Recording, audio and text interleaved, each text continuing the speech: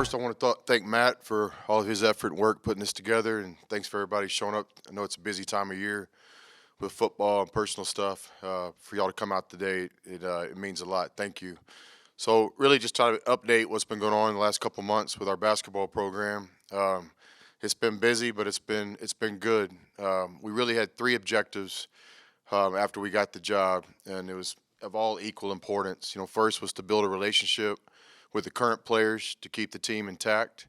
Number two was obviously to hit the ground running quickly with recruiting, to add more to our team, to add some different pieces. And then third, to put together a coaching staff that we wanted to be one of the best in college basketball. And I think we've done well on all three things. Really proud of our coaching staff. Mark Adams, Max LaFleur, and Brian Berg joined me from Little Rock last year. Chris Ogden came from the University of Tennessee. Al Pinkins came most recently from LSU. And we've been fortunate to hire a new strength coach, John Riley. We inherited some really good people, Chris Williams, our trainer, and Liz Cope in the office. And we put together a group of graduate assistant coaches that are really important to what we do. Because of NCAA rules, those guys can get on the floor with our players at times of the year where we can as coaches. And so our four graduate assistants are going to be really good, kind of highlighted by Daryl Dora, one of our former players that I had the privilege of recruiting and coaching here at Tech when I was with Coach Knight years ago. So I'm proud of the staff we put together. They're all player-driven. I think the one common thing we have is each day we wake up and it's all about the players. That's our philosophy and always will be. Our returning players, we walk into a good situation. I've said it before, and I really mean it. I have a lot of respect for Coach Smith and the job he did here at Tech, getting the team back in the NCAA tournament and really having good talent on the roster, as well as Vince and Joe and Pooh and Zoe and all those guys did a really good job here. And so we benefit from that. We returned 9 players on a 16-man roster as we sit today. About half the team is returners, 9, and then 7 newcomers. We certainly have some real pieces with the 9 returners. We returned some scoring, some rebounding, some guard play. So just really, excited about getting on the floor with those guys. And those players have been great. I think coaching changes are tough, but those guys deserve a lot of credit, how they've kept the program together. It speaks volumes of them, both as players, people, their families. But it's been a lot of fun and a real privilege to become those guys' coaches. The 7 new players in recruiting, we had some areas we needed to address. We needed to get some size. We needed to get some experience. And I think we had a good recruiting class, especially under the circumstances of getting started so late. But we had 3 graduate transfers: Anthony Livingston from Arkansas State, Gio McLean from Quinnipiac, and then Thomas Bransma from Arkansas Little Rock. All 3 of those guys bring some experience, and I think we'll be able to contribute immediately at the Big 12 level. We also hit the junior college ranks. We got 2 junior college All-Americans, Naeem Stevenson from Seward and Shadell Millinghouse from Northwest Florida. I think the 2 things that really stick out with those guys is we always try to recruit junior college players from championship programs, good coaches. And Naeem played for Zollinger and Coach Nee there. And Shadell played for at Northwest Florida. Steve DeMayo is one of the most respected guys in basketball. So not only are we getting 2 good players, we're getting 2 guys that have been coached. We also added the first piece of the future. Brandon Francis, a top 50 player in high school a couple years ago, transfers from the University of Florida, where he signed with Billy Donovan. When Billy went to the Thunder, coaching change, Brandon was looking for a change, so we're fortunate to get him. He'll sit a year and have 3 to play. Certainly going to be a big part of the future, adding a guy as talented as Brandon. And then the lone freshman on the team, big John Brown. It's one of my favorite country songs, John Brown. I never thought I'd coach John Brown. But John Brown comes to us. He's a 6'9", 6'10" freshman from Magnolia, Texas. He's going to be a good player down the line. So briefly, that was kind of a summary of the newcomers. You guys are familiar with the 9 returners, but that's kind of, the balance of our team. But staff, we're proud of what we put together. The team's coming together. Basically, this summer, the players made a huge commitment. Summer 1, we had 10 of our 16 players here for voluntary workouts. And then summer 2, as we sit here today, we have about a week left. All 16 players are in Lubbock this summer, which in all my years of basketball, I don't know if we've ever had 100%, participation rate in the summer. But we're becoming a team slowly but surely. Relationships are being formed every day. Guys are working hard, learning how to play together. We have a day-to-day process that we believe in. It's how we win. It combines a lot of things from nutrition to sleep to weight room to academics to film work to individual work to team practice, to being unselfish, and to also having a balance where you're doing some things off the floor that you enjoy, whether it be faith or family or social media, video games, whatever these guys do today. But the guys are embracing the process, and I think it's been a great summer. So really excited about season ticket sales. I've been told by a lot of people. Kirby told me, I think just a couple days ago, that season ticket sales are as high as they've ever been at this point in the summer.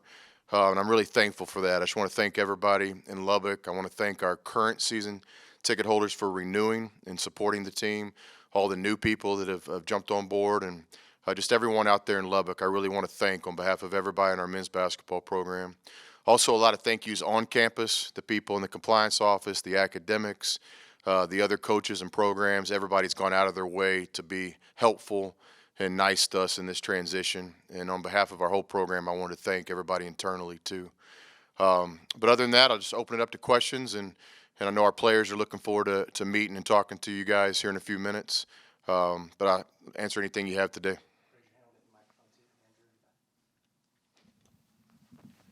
Thank you very much. Hey, Chris, Andrew Doak with KMAC. How are you?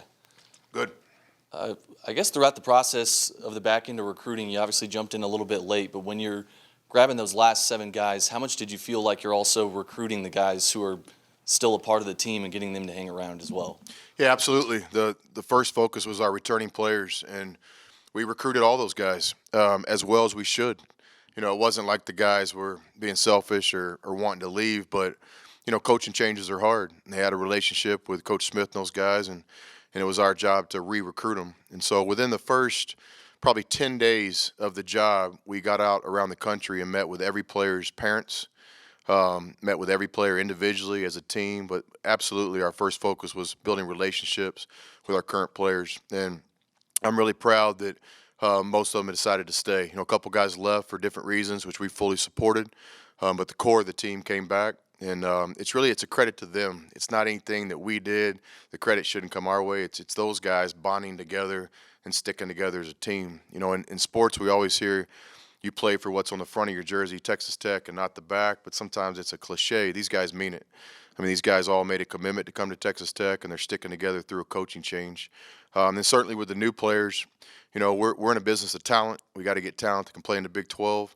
And we wanted to add talent to our current team, and I think we did that with the 3 grad transfers, 2 junior college All-Americans, a sit-out guy, and a freshman. You know, what's unique about our team, and really I hope ends up being the identity of our team, is our seniors. You know, we have 6 seniors on this year's team. And to me, I've said it before, but I think the most sacred thing in college basketball is the senior. The guy that's put up through the years, through the good times, the bad times, is stuck with it. Now he finds himself in his senior moment. And I've always felt a great responsibility for those seniors to have a chance to compete for a championship. Sometimes when you get a job, what's lost in translation is those seniors. You know, you hear things like, well, the first year doesn't matter. I don't believe that. The first year matters at all. You hear, well, these aren't my players. I don't agree with that. All 16 of these guys are our players now. Every decision we've made in the last 3 or 4 months and every decision we'll make this year is based on winning now for those 6 seniors. And I think about Aaron Ross. I mean, Aaron should be one of the best stories in college basketball this year. In a lot of ways, he's going to be our captain. He's our most experienced senior. You know, Aaron has been more loyal to this university than maybe anyone ever. You know, I'd put Aaron right up there with Coach Sharp and Gerald Myers. Here's a guy that's played for 4 different coaches at his time at Texas Tech, but has stayed the course. He's been loyal to our community and our school. And so I think guys like Aaron deserve to be able to compete for a championship their last year. And so even though this is our first year as a program, we're going to try to be competitive and relative early because of our 6 seniors. Krista Pirtle with the Lubbock. AJ, what went into your decision to award Matt Temple a scholarship, and what was that moment like when you gave it to him? Yeah, thanks for asking about that.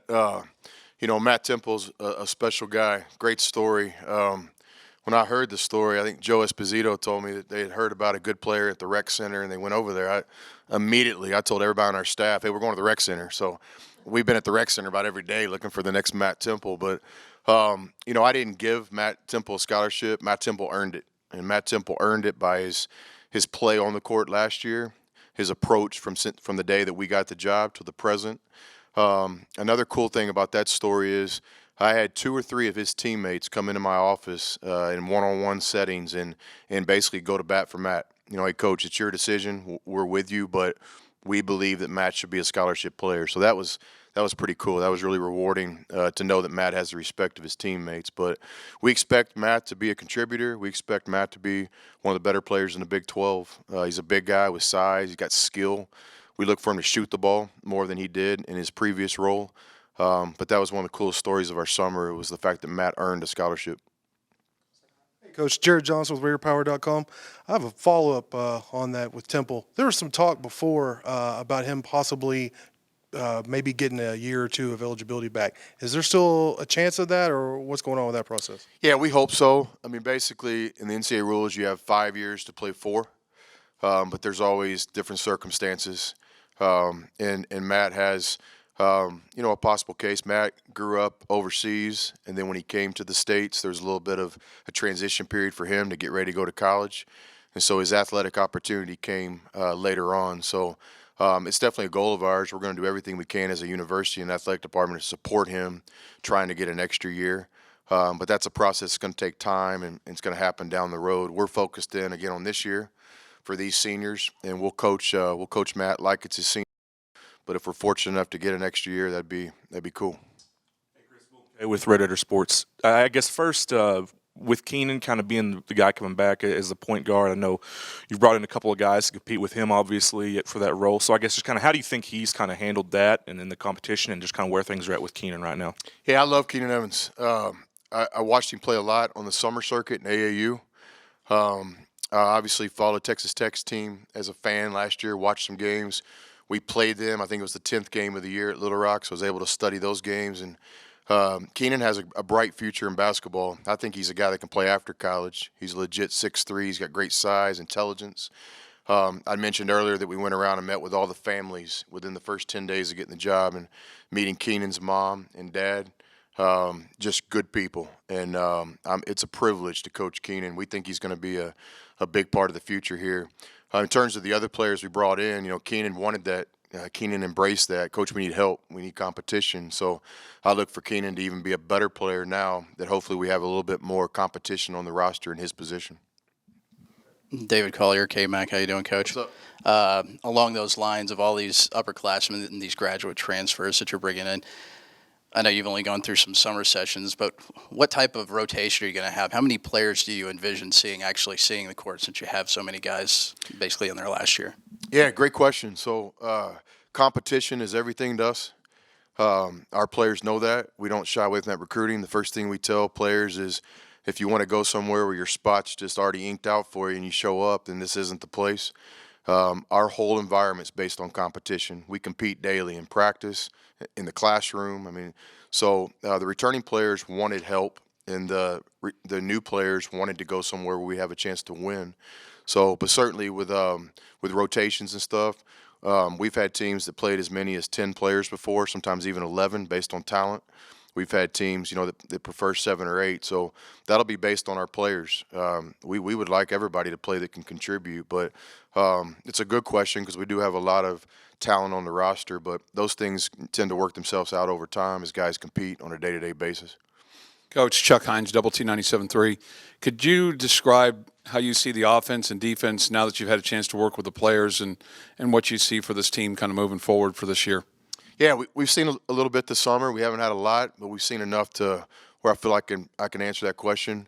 Number one, again, back to Coach Smith and those guys, they played great team defense last year. It's one of the best defensive teams in the country when you really study the analytics and how they played and controlled tempo.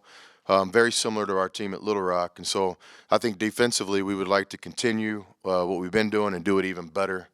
I think we've added some size, which should help in our rebounding. We've added a little bit of athleticism. We've added depth in our guards where I think we can pressure the ball a little bit farther out than coaches' teams did last year. But defensively will always be our identity. And again, we walk into a great foundation here and have a good recruiting class. Offensively, we'll play the game different. We play motion offense, which I learned from, in my opinion, the best coach ever of offense, Coach Knight. But we also play a lot of European pick and roll type action within our motion. So It's a unique style of play. It's something the players are really enjoying this summer, and I think it gives us an advantage. I think to compete in the best league in college basketball, in my opinion, you've got to have something that makes you unique. It gives you a chance, and I think Texas Tech football is one of the great examples. Playing wide open, the spread years before anybody else is really doing it, gave our program a chance to compete with other styles. And I think, basketball-wise, we have to do things too. We're not going to be a team that just rolls the ball out there and we're going to go beat you. But I think with things like a commitment to defense, an offense that shares the ball and has balance, a competitive spirit in our team, all these things are important. They're going to give us a chance to compete. Andrew Doak with the KMAC one more time.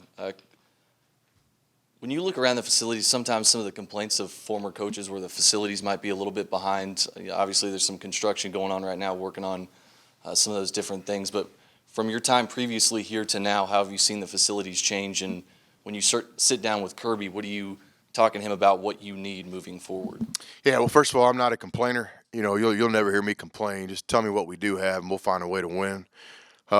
Kirby has been great. He's probably the number one reason I took the job, is a chance to work with him, somebody with his leadership and kind of passion for not only basketball but all sports at Tech. So I think the future is very bright, and we have the best facility, I think, in college basketball here on game night. We do need to address some practice issues and stuff like that, and that's in the works. Almost on a day-to-day basis, I hear things about the future of basketball, not just facilities, but the whole program. I think the other things that are happening on campus, whether it be the indoor facilities being built now, the additions to football, soccer, we have some of the greatest facilities in the Big 12, and I know that in due time, basketball, will take the necessary steps too. The locker rooms have been completely redone since I was here 5 or 6 years ago. They're top notch.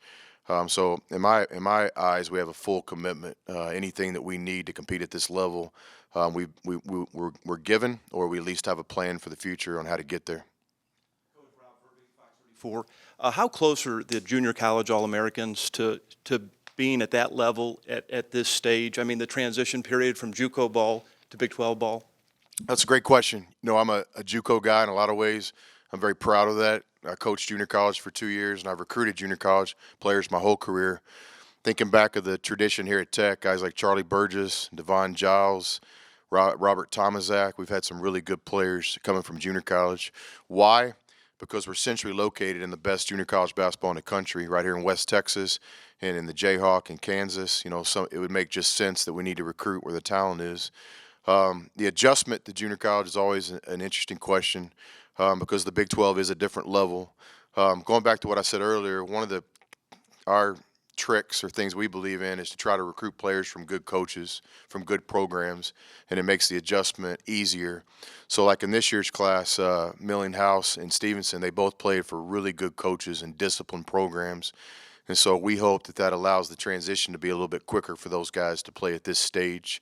Also, the current players play such a role in that, embracing these guys and getting them ready to play at this level. As coaches, we can only do so much. Championship teams have internal leadership, where forever one thing a coach says, 3 or 4 things are said by other players. And again, that's why it's exciting to think about what this team could be with 6 seniors, with 9 returning players off an NCAA tournament team. We have a lot of potential for internal leadership. Hey, Coach. Jared Johnson, Raider Power. Anthony Livingston is a guy really intriguing to me as far as a new addition because of his size and versatility. Can you kind of break down what he brings to the team? And then also, he had a legal issue from before at Arkansas State. Has that been resolved? Yeah, well, first of all, on the personal thing, I don't really like to comment on players' personal lives, but I'll say this. Anthony's a good person. He's a great student. He's a guy that got his undergraduate degree from Arkansas State and was wanting to get a master's degree. He made a mistake, like I think everybody in this room has made a mistake. I know I've made more than one. I've made a couple today. But I fully support Anthony, and I was really pleased that our athletic department and university decided to support him as well. Basketball-wise, he's a special talent, and I got a first-hand seat at it. We at Little Rock, we played against him. But he's a great combination of skill and size. He's a guy, in my opinion, that will play basketball after college. I think he could be one of the impact players in the Big 12. And then separate from his basketball, his leadership, his demeanor, his maturity. He's a great teammate. I've already got 2 or 3 just letters and emails from people on campus and in the community that have run into Anthony in different settings and complimenting what kind of young man he is. And so those things are related. There's a relationship between character and winning on the court. And so we're proud to have Anthony in our program, and I think Red Raider fans are going to love watching him play this year. A couple of coaching staff questions. First, can you mentioned Daryl a little bit, but what he can help you guys do as a graduate assistant, and also Chris. I mean, being familiar with him from your Texas days and his time on the Texas coaching staff, what both of those guys can mean to your program. Yeah, first of all, with Daryl Dora, I'm starting to get older because I'm starting to coach guys or coach with guys that I coached, and we've even got some of our former players that have sons now that are on the AAU circuit. I haven't gotten to that point where I'm coaching one of those guys yet, but it's right around the corner. Recruiting like 2 guys right now that are former players' sons. They're like rising sophomores. But it's a cool deal. I mean, I recruited Daryl from Gonzales, Texas, where he played for David Peavy in high school, and Daryl ended up being one of the all-time, Red Raider greats. We all remember the shot against Kansas, but let's also think about, I think, 3 NCAA tournaments. Sweet 16 starter. Daryl was the last guy to end up getting his degree. He was a little bit short, and then he went and played pro ball. And then me and Coach Knight had him sandwiched. I mean, Coach was hitting him hard from Lubbock, and I was hitting him hard from wherever I've been over the years. But I was really proud that Daryl got back in school and got his degree. We called him Rodney Dangerfield in the program. Remember those movies, Back to School? I think Daryl's about 30 when he's still walking around the campus. But the first thing Daryl had to do was get a haircut. I don't know if any of y'all seen Daryl. Compliment him on that. That was a Coach Knight thing, not necessarily me, but Coach Knight wanted him to get a haircut, so Daryl did. But Daryl's going to be what a great resource for the players. A guy that's played here, gone to school here, played professional basketball, played at the highest level in college. It's going to be really cool having Daryl. Chris Ogden, about time Chris got it right. He grew up in Seminole. He had a chance to come here to Texas Tech as a player, but he went somewhere down south. And then, but seriously, it's cool to get Chris Ogden back. He's one of the most respected recruiters in this part of the country. He recruited a lot of guys at Texas that went on to be NBA players. So for us to get him here at Tech, it's just a great fit. Not only is he talented at what he does, he's a West Texas guy. His mom and dad still live in Seminole. His brother, Tanner, one of our former players, lives here in Lubbock. So it's just a great fit for our university. I think there's maybe 1 or 2 of these returning guys that might really benefit from you guys running a motion offense. Maybe 1 or 2 guys that you think really might have a chance to make a big stride forward offensively as a result. Yeah, I hope so. That's a great question, and it's not being negative on the last style of play. Coach Smith's a Hall of Famer. They made the NCAA tournament, but there's different ways to play basketball, and different ways suit different people's skill sets. And so, back there in Ross, here's a guy that can really shoot. In motion, we have a lot of opportunities to shoot. I think Keenan's a great driver, Justin Gray, Zach, a lot of these guys. And I think with the motion, there'll be more space than maybe there has been in the past. But, yeah, we hope so. We think that the style of play could really benefit some of these returning players. Coach, you've mentioned Coach Knight a couple times. How much will he be a part of your program and around your program and your players? Yeah, I hope he'll be a big part. He can be as big a part in our program as he wants to be. And so what a great resource having Coach here in town. I hope that he ends up having a relationship with some of our players and comes by practice. He's very nice to me. The week we got the job, I actually had lunch with him and Coach Myers. Since then, Coach has been traveling a lot. This is his time of year to hunt and fish, and it's my understanding he's getting into politics a little bit. But hopefully when all that settles down, he'll come back to Lubbock, and he's welcome anytime and every time. And I'll wear him out, inviting him to things. And also Pat. Pat's in Las Vegas now working for the Indiana Pacers. And then what a great resource with Pat, in terms of professional basketball contacts and just his knowledge in basketball in general. He's somebody that I still value my relationship with very greatly. Chris, usually I feel like when you see coaching turnover, you're coming into a situation where you have to change the culture. I would imagine here you probably don't have to do too much of that. How much different is that compared to some of the different jobs that you've taken over, not having to really worry about that as much? And with the veteran group, a lot of coaches talk about self-policing locker rooms. You kind of get that sense a little bit here at Tech? Yeah, I hope so. We're in the early stages, but I've been fortunate in my coaching career to inherit some good situations, not necessarily winning records all the time, but talented players. Steve Shields, who I followed at Little Rock, left us 2 or 3 really good players and a foundation of work ethic and character and all sorts of stuff. This situation is as good or even better. Coach Smith, again, a lot of respect for what him and his staff did. I think the story, though, is the players. It's these 9 guys that return that have bonded together, that have stayed to play for our school for all the right reasons. And I mean, coaching changes are tough. You know, I'm sure all these guys had opportunities to transfer. I'm sure all of them had different voices in their camps. But these guys really bonded together. I'm very thankful and appreciative that they gave us a chance to come in. But more important than that, I'm thankful they gave themselves a chance to keep playing together.